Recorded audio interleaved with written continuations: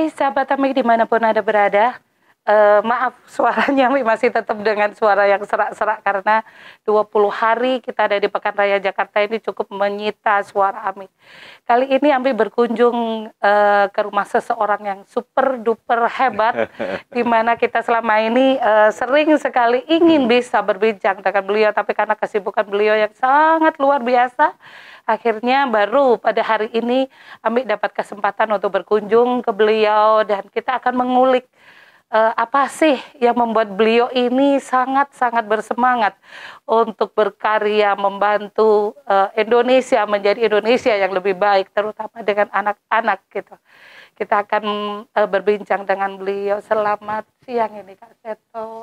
Selamat siang. Nyun sewu dengan Ibu Heni. Ibu Heni ya. Iya, tapi lebih dikenal Ami. Ami itu Umi sebenarnya sih gitu. Jadi Ibu cuma Heni atau Ibu Ami ya. Iya. Kak Seto, ini jadi ndredeg dulu ini. Monggo. Ketemu dengan orang hebat itu bingung jadi ndredeg ini Ami. Jadi seperjalanan tadi sama Pak Idam ini kita banyak sekali berbincang.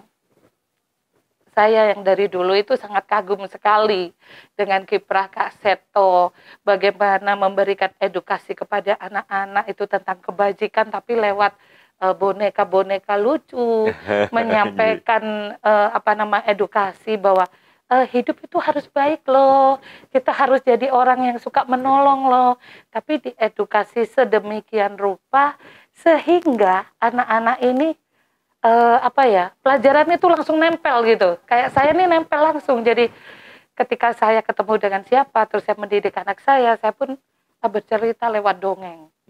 Gimana nih ceritanya kok bisa punya inspirasi atau kiat-kiat seperti itu? Ya, sebetulnya ya saya hanya ingin membalas budi saja.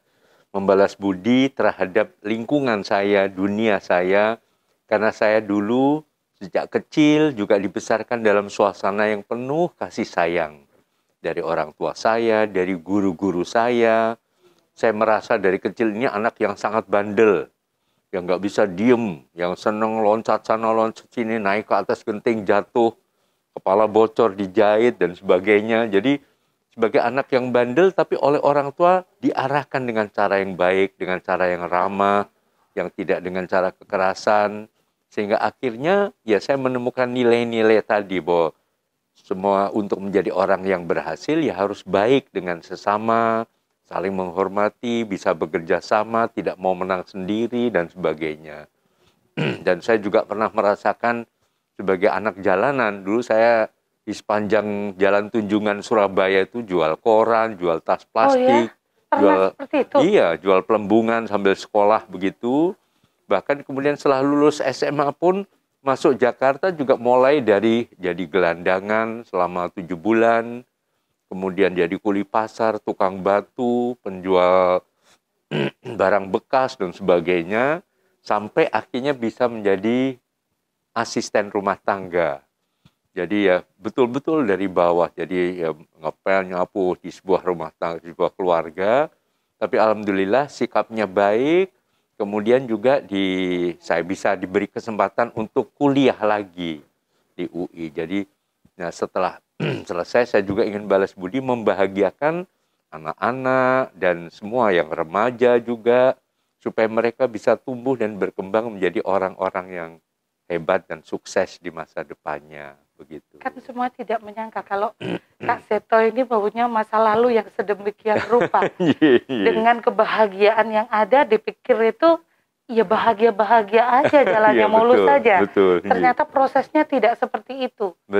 Bahkan untuk menjadi berbuat lebih baik lagi, prosesnya pahit ternyata ya. Iya.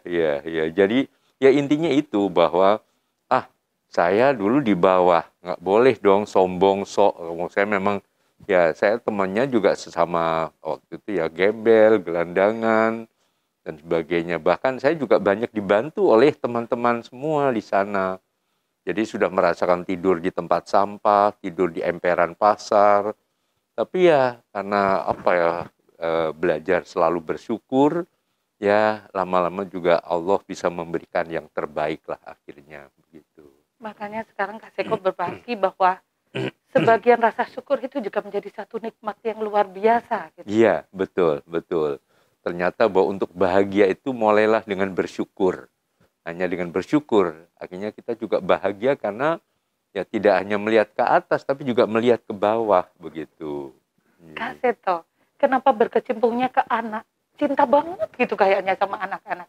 Iya, ya itu tadi, saya akan dimulai dengan anak yang bandel, tapi dihadapi tetap dengan tenang oleh ibu saya, ayah saya, oleh guru-guru saya. Saya pernah kelas 3 SD misalnya berantem, wah teriak-teriak gitu. Lalu dipegang dengan keras oleh guru saya.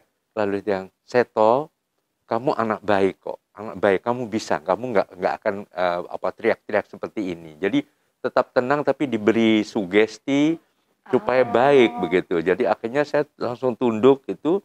Ya sudah, akhirnya saya peluk Pak Guru itu. Jadi akhirnya ya sudah, ternyata teriak-teriak nggak tidak memecahkan masalah begitu, malah akhirnya banyak musuhnya begitu. Jadi akhirnya ya saya teriaknya diganti dengan nyanyi akhirnya gitu. Jadi kalau mau nyanyi lagu apa burung kutilang ya teriak trilili lili lili lili gitu. Jadi suaranya merdu banget ini. Jadi tidak memaki, tidak membentak, tapi ya menyanyi begitu, dialihkan, ya. Makanya kenapa Kak Seto juga mengajar anak-anak itu berdongeng sambil bernyanyi. Iya, agar mereka mengalihkan energi yang ada di dalam dirinya bisa keluar menjadi hal yang positif. Betul, betul. Keren sekali itu, Pak. Kak Seto, masih teringat dulu itu ketika ada cerita si Komo. Iya. Si Komo ini kan legendaris sekali. Sampai kita hafal kalau ada truk yang mogok, oh si Komo lewat, kita bilang gitu kan. Itu legendaris sekali. Betul. Gimana ceritanya kok bisa terinspirasi dengan... Iya, saya kan juga menjadi asisten Pak Kasur waktu itu. Pak Kasur, Bu Kasur itu tokoh pendidikan zaman dulu itu. Nah, saya tahun 70, saya resmi diangkat jadi guru di TK beliau, membantu beliau. Nah, salah satu lagu yang sedikit saya agak sedih waktu itu lagu ciptaan beliau, Si Kancil. Itu kan si kancil anak nakal, suka mencuri ketimun. Aduh, saya sedih sekali kok nakal, sudah mencuri. Ayo lekas dikurung, jangan diberi ampun. Aduh, kok sayang ya. Padahal kancil itu salah satu maskot Indonesia, cerdik, gitu kan. Yang kreatif, cerdik, gitu. Nah, akhirnya saya coba cari binatang yang juga khas Indonesia, yang tidak dimiliki oleh negara-negara lain. Ada burung cendrawasih. Ternyata Papua Nugini juga ada. Beberapa yang lain juga ada. Salah satunya adalah komodo. Nah, akhirnya kalau si komodo terlalu panjang, ya udah antara si komo atau si modo. Akhirnya saya pilih si komo. Nah, waktu itu sudah sempat berhasil, banyak digemari. Akhirnya bikin show-nya. Jadi komo yang boneka itu dibikin besar, jadi diisi, jadi seperti Barney begitu, bisa menari. Lalu salah satu show diundang di Samarinda. Waktu itu pertunjukan jam 10 pagi, hari Minggu, lalu jam 8 pagi diajak, panitianya, kampanye yuk, promosi, jam 8 pagi di jalan-jalan, di jalan yang semacam Car Free Day begitu. Nah, pada waktu dia lagi jalan-jalan, wah semua banyak yang datang, minta salaman, minta foto. Gara-gara itu macet jalanan. Nah, polisinya bingung bagaimana ini gitu. Akhirnya lahirlah ide macet lagi gara-gara si Komo lewat ini gitu. Dan itu melegenda sampai sekarang, sampai keramik. Jadi kalau ada itu si Komo lewat itu gitu. Iya, betul. Kan itu ada harapan nggak ini untuk Indonesia ke depan dengan anak-anak Indonesia yang beragam ini? Iya, semua anak Indonesia pada dasarnya hebat. Pada dasarnya cerdas, kreatif, dan kehebatannya itu bermacam-macam begitu. Jadi ibaratnya kalau di Indonesia ada 5 Rudi ya, itu bisa Rudi Habibie, bisa Rudi Hartono, Rudi Salam, Rudi Hadiswarno, atau Rudi Khairuddin. Gitu. Nah itu kan cerdas di bidangnya masing-masing kan gitu. Jadi anak-anak juga begitu. Ada yang jadi dokter, bagus. Ada yang jadi insinyur, bagus. Tapi ada yang jadi penyiar, ada jadi wartawan, jadi penyanyi, ada pemain film atau olahragawan, semuanya hebat. Jadi mudah-mudahan para orang tua dan para guru menghargai kecerdasan setiap anak yang saling berbeda ini, sehingga pede, tumbuh rasa pede, akhirnya juga mengembangkan karakter yang baik juga. Sehingga Begitu. Indonesia akan seperti dulu lagi, Iya, kembali Pak jaya, Lojinawi, betul. terus semuanya jadi apa ya, Bhinneka Tunggal Ikanya terasa banget Iya, gitu. iya, kebinekaannya, perbedaan tapi tetap bersatu itu dalam sebuah NKRI yang hebat ya, mengulang zaman Mojopahit dulu, begitu. Setuju banget nih Kak Seto. Iya. Nah, kembali ke UKM ini. Jauh UKM ini, ya, dari iya. anak-anak ke UKM ini. UKM ya, iya.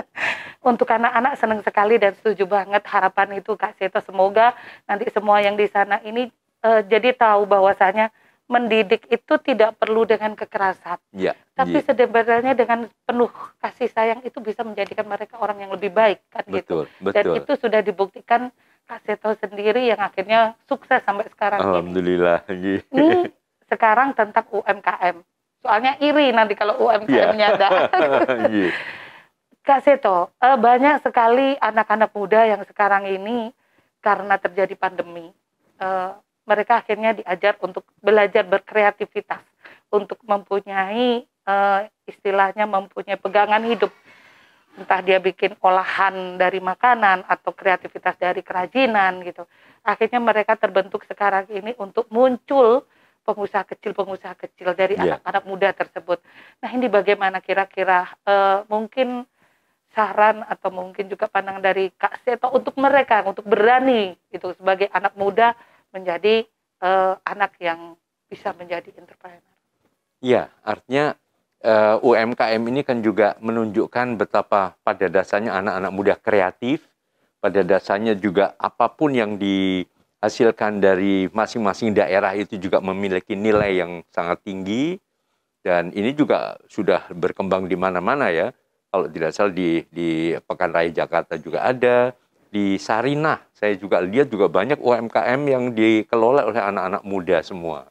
Jadi salah satu yang perlu jangan dilupakan dalam sistem pendidikan kita adalah mengembangkan kreativitas anak.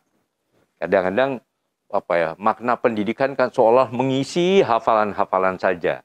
Jadi bawa beberapa informasi boleh, tapi juga memberi kesempatan anak-anak punya ide-idenya, punya kreativitasnya, punya terobosan-terobosan baru begitu. Jadi ya kita lihat hasilnya kan apapun juga ternyata bisa kan, bisa jadi tas, bisa jadi baju, bisa jadi mungkin jaket ya dari bahan-bahan yang beragam, dan mungkin juga membawa kebudayaan masing-masing. Ada yang batik pun beragam kan.